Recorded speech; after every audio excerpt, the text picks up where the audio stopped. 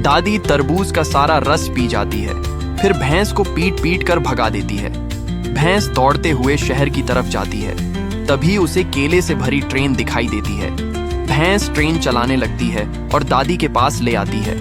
दादी केले देखकर गपागप सब खा जाती है।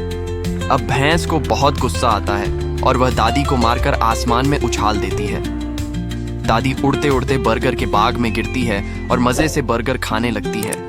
लेकिन अब भैंस रोने लगती है क्योंकि आपने लाइक और सब्सक्राइब नहीं किया।